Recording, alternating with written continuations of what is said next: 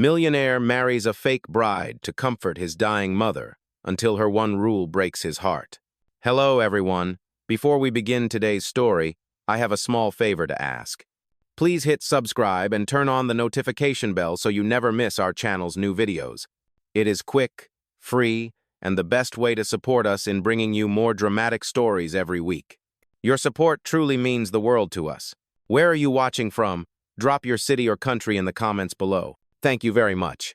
Now, let us return to our main character. The faint echo of heart monitors filled the private floor of Street Helena Hospital. Ethan Cole stood by the window, his tailored suit untouched by the chaos that had just swallowed his world. On the other side of the glass wall, his mother lay motionless, a soft oxygen tube tracing across her pale face. The woman who had built an empire of kindness from nothing was fading slowly, quietly. "Mr. Cole," the doctor's voice broke the silence, gentle but firm. "She keeps asking the same thing. She wants to see you married before." He did not finish the sentence. He did not have to.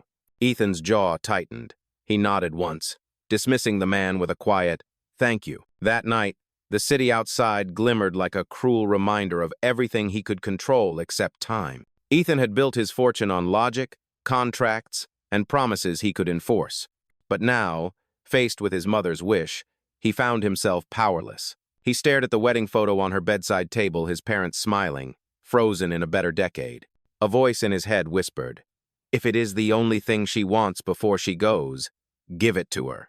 The next morning, a soft piano melody drifted from the hospital's rehabilitation wing. He followed the sound and found Lila Grant, the young music teacher his mother adored. Her hands moved over the keys with a tenderness that filled the sterile hallway with warmth. Ethan watched quietly until she noticed him standing there. "Mr. Cole?" she asked, startled. "Is your mother all right?" He hesitated, then said calmly, "She keeps asking about a wedding, about my future." Lila's brows furrowed, unsure where this was going. Ethan's voice lowered. "She believes I am engaged. I am not." The air between them thickened. Lila's fingers froze on the piano. "You want me to? Pretend?" Ethan met her eyes, unflinching. "For 3 months, until she passes peacefully. I will take care of everything: your rent, your brother's medical bills, and the rest of your student loans." Her breath caught. "Why me?" "Because she trusts you," he said. "You make her smile. That is something money has never been able to buy." Lila looked away, torn between pride and desperation. Her brother's hospital bills were past due. Her own landlord had already posted the final notice on her door. The logical part of her screamed no, but the human part, the one that still believed in doing right by others, hesitated. "Finally," she said softly, "I will do it, but I have one condition." Ethan crossed his arms, his tone even. "Name it." She lifted her chin. "You cannot fall in love with me." For the first time that day, Ethan's lips curved into the ghost of a smile. "That should not be a problem, Miss Grant," he said, reaching into his briefcase and pulling out a folded document. "I do not believe in love, only in contracts." The rain began to fall outside the hospital windows, tapping lightly against the glass as she took the pen from his hand. Her signature trembled across the paper, one simple name, binding two strangers into the most fragile illusion of a marriage. Neither of them knew that her one rule would become the only promise he could not keep. The next morning, sunlight filtered through the glass walls of Ethan Cole's penthouse, overlooking the city skyline. Everything looked perfect: modern art, marble floors, a home built by logic and discipline. Yet for the first time, Ethan felt a strange unease moving through those spotless rooms. He was about to bring a stranger into his life, and every instinct in him warned against it. At precisely 9, a quiet knock echoed through the apartment. When he opened the door, Lila Grant stood there, clutching a small suitcase. Her dress was simple, modest, completely out of place against the luxury behind him. She hesitated on the threshold. "I can still walk away," she whispered, half to herself. Ethan's voice was calm, distant. "You signed the contract. Welcome to your temporary home, Mrs. Cole." Her eyes widened slightly at the title, but she stepped inside. The air smelled faintly of cedar and expensive coffee. She looked around, unsure where to stand, until Ethan gestured toward the living room. "There are a few ground rules," he began, setting a folder on the table. "You will have your own room. We attend family dinners together twice a week, and all public appearances will be arranged through my assistant. Outside of that, you may live as you please." Lila nodded quietly, though the words public appearances sent a chill through her. She had never worn designer clothes or stood in front of flashing cameras. Ethan handed her a thick envelope. Inside are schedules, invitations, and a credit card for expenses related to the act. Use it only when necessary. She blinked at the weight of it, then pushed it back across the table. I will not take your money unless it is absolutely required. Something in her tone, steady, proud, made him pause. It had been a long time since anyone had spoken to him without calculation. Later that afternoon, his mother called from the hospital. Her voice, weak but joyful, filled the speakerphone. Ethan, I heard the news. You did not tell me you were engaged. Ethan hesitated, glancing toward Lila. She smiled gently, taking the phone from his hand. Hello, Mrs. Cole. It is me, Lila. I am honored to meet you well, almost meet you. The old woman's laughter came through, light and sincere. Oh dear, you have no idea how happy you have made me. I want to see you both soon. This weekend, yes? Ethan looked at Lila. She nodded softly. We will be there. When the call ended, Ethan found himself staring at her. You did not have to do that. I wanted to, she said simply. She deserves something to smile about. That night, the two of them rehearsed the story they would tell, how they met, how they fell in love, what songs they both liked, what coffee they preferred, the small lies that would make them believable. Ethan sat behind his desk, answering each question as if drafting a business proposal. Where did we meet? Lila asked. At a charity event, he replied without looking up. She tilted her head. That sounds cold. Maybe something warmer like a bookstore? He sighed but allowed the correction. Fine, a bookstore. By the time they finished, Lila's laughter filled the room. It had been years since anyone laughed so freely in that house.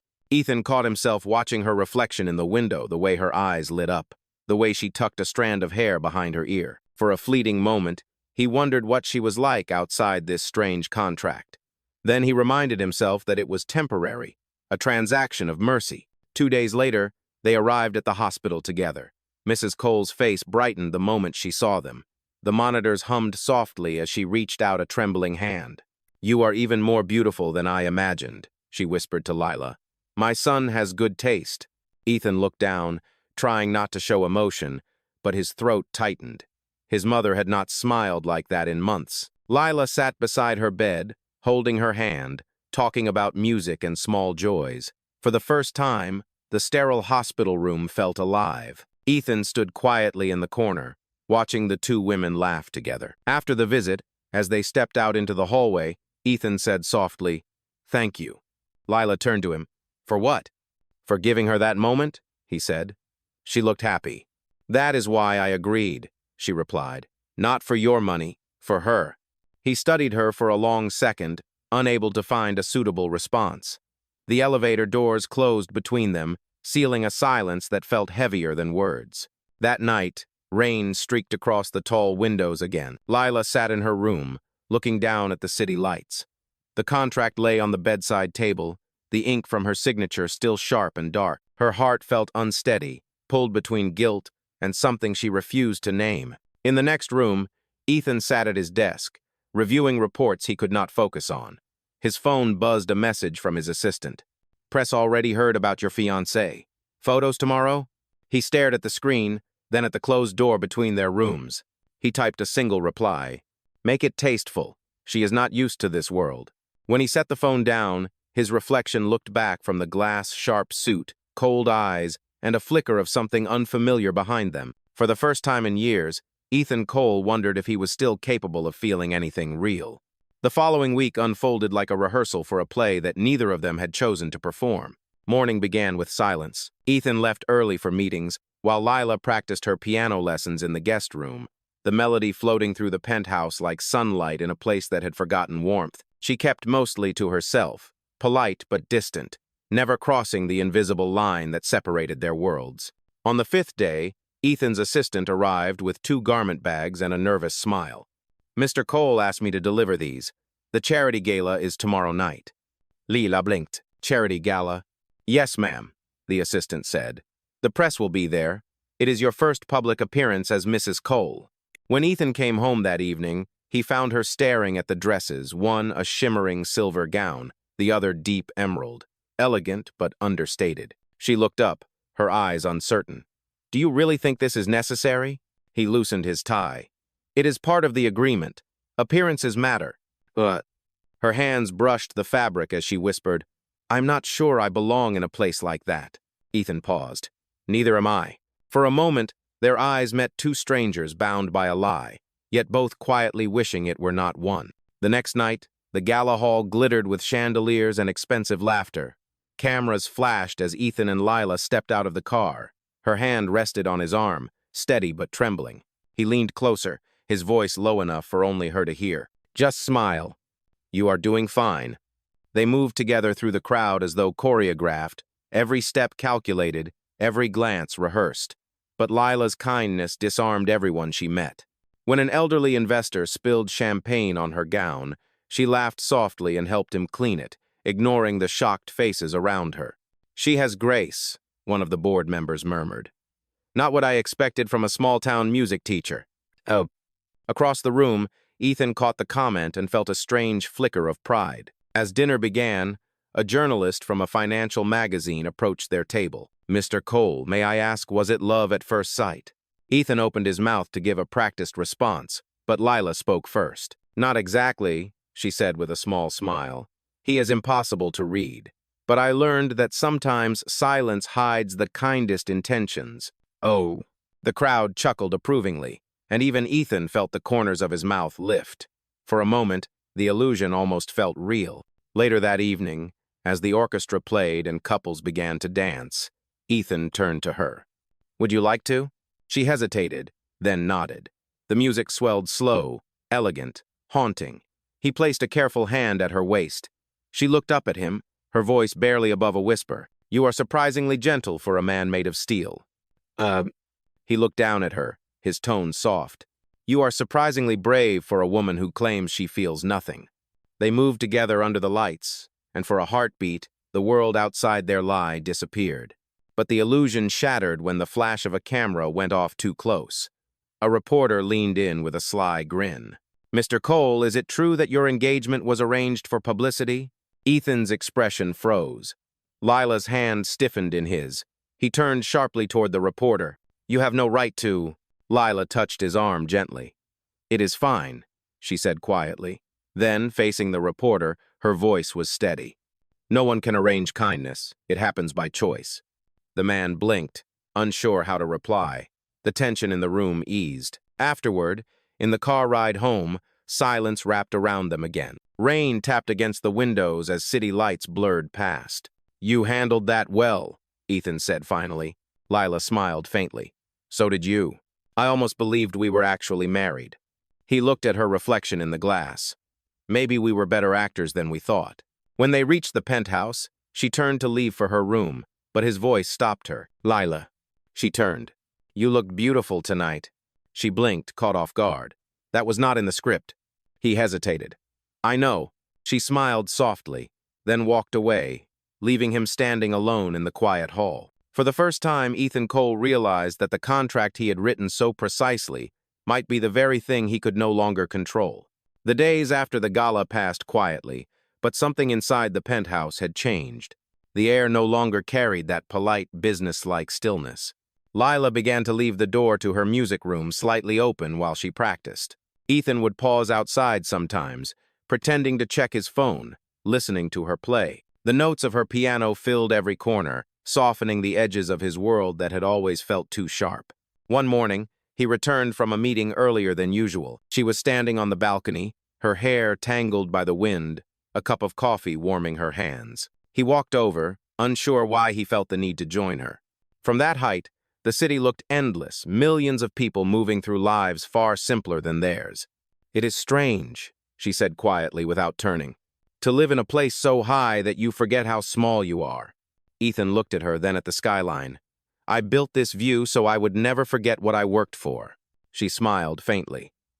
And yet you never see it, do you? He wanted to answer, but before he could, his phone rang. His mother's doctor. Her condition had worsened. Within an hour, they were at the hospital. The monitors beeped steadily, weaker now, as Mrs. Cole tried to smile through her exhaustion. Her eyes softened when she saw them together. You make a beautiful couple, she whispered. promise me you will look after each other." Lila squeezed her hand. "We will," she said gently. Ethan watched the two women with a tightness in his chest that he could not name. He had spent his life solving problems with numbers and contracts, yet he could not stop time or rewrite this moment. That night, back at the penthouse, the rain came again. It always seemed to rain when Ethan Cole did not know what to say. He poured himself a glass of whiskey but left it untouched. Lila appeared at the doorway, barefoot, wearing one of her soft cardigans. "Do you want to talk about it?" she asked. He shook his head, staring out at the storm. "There is nothing to say."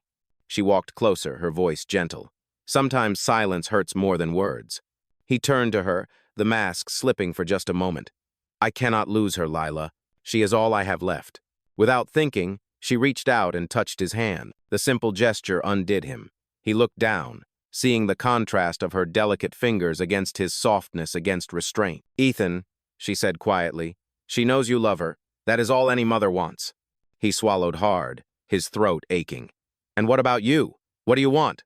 She hesitated, then smiled sadly. "Just peace. For you, for her, for myself." Huh. The next day, Ethan's assistant arrived with new plans. The company's annual board meeting would be in 2 weeks, and spouses were expected to attend. It was part of the contract 5 public events, and this would be the second. Lila tried to hide her nerves as the stylist measured her for another gown. Ethan watched from the corner, his expression unreadable. Later, as they rehearsed for the event, she asked, "Do you ever wonder what people would say if they found out the truth?" He replied without hesitation. "They would not believe it. They never believe that a man can fake something like love." Her voice softened. "And can he?" He looked at her for a long time, then said, "He can try." The board meeting took place in a grand ballroom filled with polished speeches and false smiles. Lila stood beside him, graceful and poised. When a senior executive made a condescending joke about charming teachers who marry rich, the room went quiet. Ethan stepped forward, his tone calm but cutting. "Be careful, Robert. Some teachers educate more hearts in a day than money can in a lifetime." The silence that followed was heavy but respectful. When they left the meeting, Lila looked up at him. "You did not have to defend me." "Yes, I did," he said simply.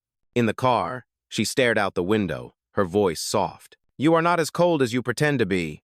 He almost smiled. "And you are not as fearless as you pretend to be." For a brief second, the world outside disappeared again. The city lights blurred into gold and blue streaks as their reflections met in the glass between them. That night, Lila sat at the piano once more. She played the song his mother loved, the one she had played on the day they met. Ethan listened from the doorway, motionless, until the final note faded. When she looked up, he was still there. He said quietly, "Do you know what I thought when I first saw you playing?" She shook her head. "I thought you were the only sound in this world that did not want anything from me." Her breath caught. "And what do you want from me now?" He stepped closer, his eyes dark with something he could no longer disguise. "The one thing you told me not to." Her pulse quickened, and she whispered, "Ethan, do not." But neither of them moved away. The air between them felt electric, fragile, and real in a way that no contract could explain. For the first time since signing her name on that piece of paper, Lila realized that the rule she had written, "No real feelings," was already breaking. For a few weeks, everything between them existed in an unspoken rhythm, careful, fragile, and far too close to something real. Ethan and Lila no longer needed to pretend in front of anyone. The roles they had created began to blur. He would come home later than usual, yet somehow always found himself stopping by her piano room before going to bed. Sometimes he listened without speaking. Other times, she caught him watching her in the reflection of the window, and he would look away too quickly to hide it. The walls of the penthouse that once echoed with silence now carried traces of music and laughter. It was small shared cups of coffee, a smile over breakfast, the way she teased him for eating the same meal every morning. And yet, it terrified them both, because the contract had a line that neither dared to cross. One rainy night, while she was drying her hair in the living room, Ethan came out of his office, his phone pressed to his ear. "Yes, doctor, I understand. Thank you for calling." When he hung up, his face was pale. "What is it?" she asked, setting the towel down. He took a slow breath. "It is my mother. She has taken a turn for the worse. They are keeping her comfortable." Lila's heart sank. "We should go." They reached the hospital within an hour. The corridors were dim, filled with the hum of machines and the quiet shuffle of nurses. Mrs. Cole lay surrounded by flowers, her breathing shallow but peaceful. When she saw them, her lips curved into the faintest smile. "You came," she whispered. "Both of you." Lila knelt by the bed, holding her hand. "Always." The old woman's eyes moved between them, soft but knowing. "Take care of each other. Promise me that." Ethan squeezed her hand gently. "I promise." She looked at Lila then, a tear slipping from the corner of her eye. "He has always been too strong for his own heart. Make sure he learns how to be weak." Lila smiled through the ache. "I will try."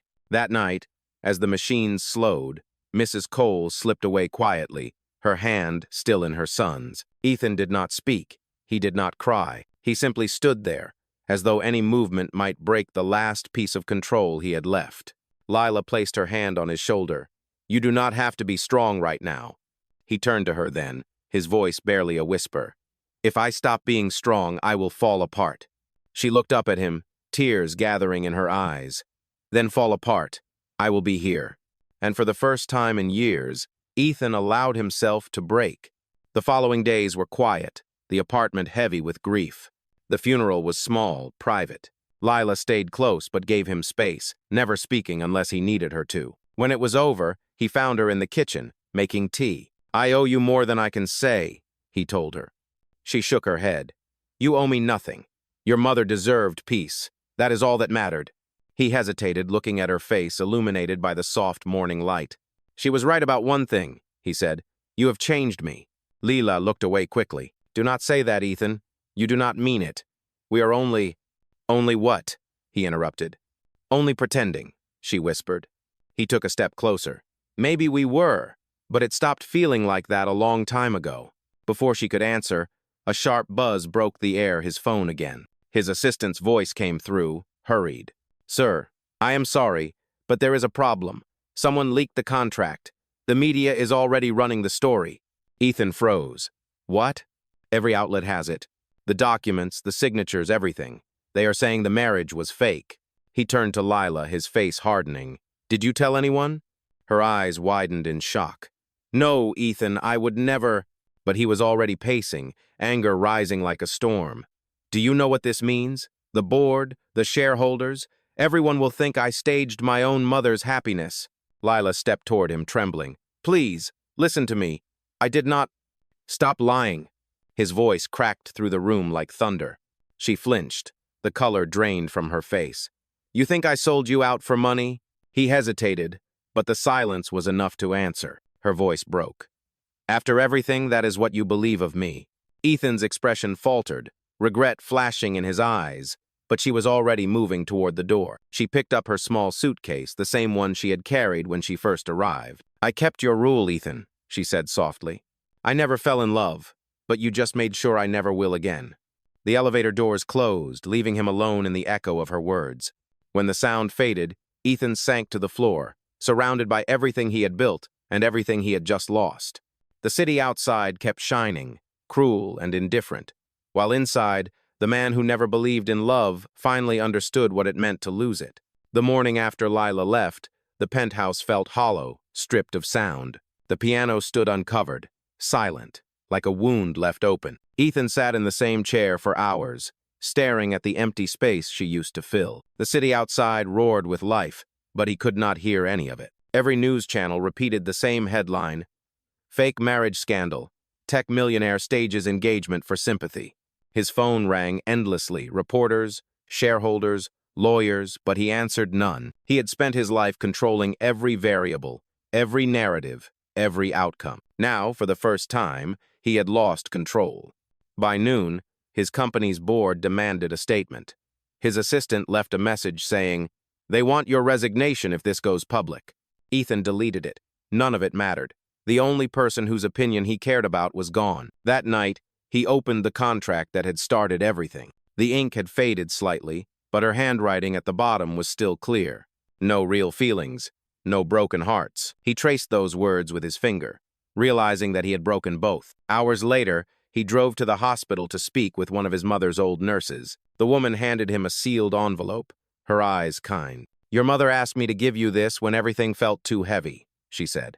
Inside was a letter in his mother's handwriting. "My dear Ethan, if you are reading this, then I am gone, and you are hurting. Remember, this love is not a contract, and people are not transactions. The woman you chose, even for a lie, was never a mistake. Find her. Tell her the truth. Do not let pride be the only thing that survives me. Mom." Ethan sat in his car, the letter trembling in his hands. For the first time in years, he let himself cry not out of guilt, but out of understanding. He spent the next days searching for Lila. Her apartment was empty, her phone disconnected. Her piano student said she had quit suddenly and left the city. Weeks passed. The scandal faded, replaced by newer stories. But for Ethan, time stood still. He returned to work quietly, rebuilding his reputation, attending meetings with the same cold precision that once defined him. Yet every time he opened his office door, he half expected to hear her voice, soft and steady, asking, "Do you want to talk about it?" One evening, nearly a month later, his assistant knocked. "Sir, there is something you should see." He handed Ethan a program for a local charity concert. The title read, "Healing Through Music, a benefit for children's hospitals." And beneath it, piano director, Lila Grant. Ethan froze. Without another word, he grabbed his coat and left. The concert was held in a modest community theater, nothing like the grand galas he was used to. Children sat in the front row, holding paper flowers. Volunteers moved quietly behind the stage. When the lights dimmed, Lila appeared in a simple navy dress, her hair tied back. She looked peaceful, untouched by the chaos he had brought into her life. Her fingers touched the keys, and the first note filled the room. It was the same song she had played for his mother, the same melody that had once made him believe he could feel again. Ethan stood in the back, frozen. The music reached him like a confession. Every note carried what words had failed to say. When she finished, the audience erupted into applause. Lila bowed politely, then turned to leave the stage until she saw him. For a heartbeat, neither of them moved. Then she turned away and disappeared backstage. Ethan followed, his heart pounding. He found her near the piano, packing sheet music into a worn leather bag. She did not look up. "You should not be here." "I read the letter," he said quietly. "My mother knew." Lila froze. "Knew what?" "That I was in love with you," he answered. Her breath caught. "Do not say that. You accused me of betraying you." "I was wrong," he said simply. "Someone from my own company leaked the contract. I fired him, but the damage was already done." She turned, her voice trembling. "Do you think that changes what you said to me? You broke something that cannot be repaired with apologies." "I know," he said. "That is why I am not asking for forgiveness. I just want to tell you that I kept my promise to my mother. I found you, and I am finally telling you the truth." Lila's eyes glistened. "The truth does not erase the pain, Ethan." He nodded. "No, it does not, but maybe it can start healing it." Silence lingered between them, heavy and fragile. Then Lila reached into her bag and pulled out a folded piece of paper. It was the old contract, creased and worn. "I kept it," she said softly, "as a reminder of what not to believe in again." Ethan looked down at it. "Then let me rewrite it. Not as a contract, just a promise." She hesitated. "A promise for what?" He stepped closer. "That I will spend the rest of my life proving that love is not a lie." Her eyes met his, filled with conflict. Outside, the rain began again, tapping gently against the theater windows, the same rhythm that had followed them from the beginning. Lila looked down, then whispered, "I am not ready to believe you." Ethan's voice softened. "Then I will wait." She turned away, blinking back tears. "You may have to wait a long time." "I waited my whole life to feel something real," he said. "A little longer will not kill me." And as she walked out into the rain, he stood under the fading lights, holding his mother's letter in one hand and the torn contract in the other, proof that even broken promises could lead to the truth. Weeks passed after that night at the theater. Ethan did not call, did not text, did not send flowers. He respected what she said. But every morning, he opened his phone to check the charity's page, watching as her music program grew. The children smiled in every photo. She looked peaceful, surrounded by something real, something he had never been able to buy. He went back to work, quieter, calmer. When investors brought up the scandal, he answered simply, "The truth always survives. So will we." The company stabilized, slowly regaining its footing, but the board noticed the change in him. The ruthless businessman they once feared now spoke about empathy, about purpose. One afternoon, His assistant walked into his office with a puzzled look. "Sir, there is someone here to see you." Ethan looked up. "Who is it?" The assistant smiled faintly. "A woman with a piano book." He felt his heart stop. "Send her in." The door opened, and there she was, Lila Grant, standing in the doorway, the same calm grace in her posture. Her hair was slightly damp from the rain. She held a stack of letters bound with a red ribbon. "I found these," she said quietly. "Your mother wrote to me before she passed. She asked me to keep them until I was ready to see you again." Ethan rose from his chair, speechless. "Letters?" Lila nodded and placed them on his desk.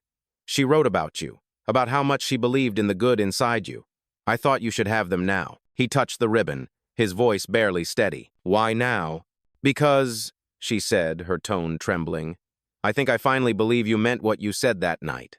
For a moment, they stood in silence, both afraid to move, afraid the moment might disappear.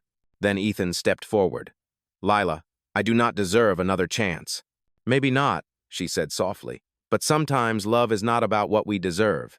It is about what we are willing to fight for." He looked at her then, the weight of months falling away from his shoulders. "Then let me fight for you."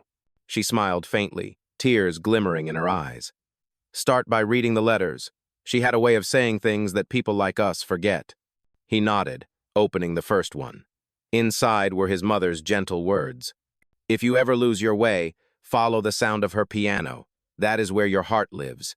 Lila turned to leave, but Ethan reached out, stopping her just before she stepped away. "Lila," he said quietly, "you told me once not to fall in love with you. I tried. I failed. But I will never stop being grateful for that failure." She looked back at him, her expression soft. "Then do not fail me again." For the first time since she left, Ethan smiled small, real, and full of something he had not felt in years. The rain outside had stopped.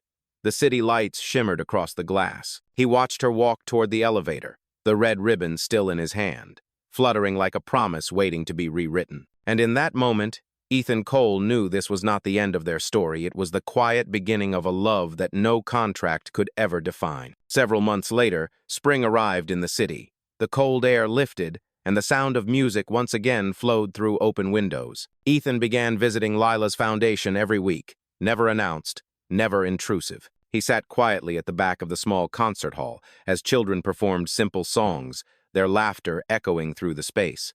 Sometimes Lila would glance toward him, a faint acknowledgement, but they said very little. Words were not needed anymore. Over time, trust grew in the small moments, the shared smiles, the unspoken care. He donated without putting his name on anything. She noticed anyway. He repaired instruments anonymously, sent scholarships for the children, and replaced the broken piano bench she had once mentioned in passing. He was rebuilding something, not with power or money, but with presence. One afternoon, Lila found him sweeping the floor of the rehearsal room after a long event. "You do not have to do that," she said, half amused. Ethan smiled faintly. "I know. That is why it matters." For the first time, she laughed. It was a soft sound, the kind that carried forgiveness. Later that evening, as they locked up the hall, she said quietly, "I kept one of the letters for myself." He looked at her. "What did it say?" She hesitated, then opened her bag and handed it to him. The paper was worn, the handwriting delicate. "My son has always mistaken control for strength, but real strength is the courage to love without guarantees." Lila's voice softened. "I think she wanted you to know that love does not need a contract, Ethan." He folded the letter carefully. "Then maybe it is time we write something new." She tilted her head. "Another promise?" "Not on paper," he said, "in action." They began working together more closely, planning events, teaching classes, rebuilding the foundation's music rooms. The people around them saw what they refused to name, a quiet tenderness growing between two people who had already broken once and learned how to heal.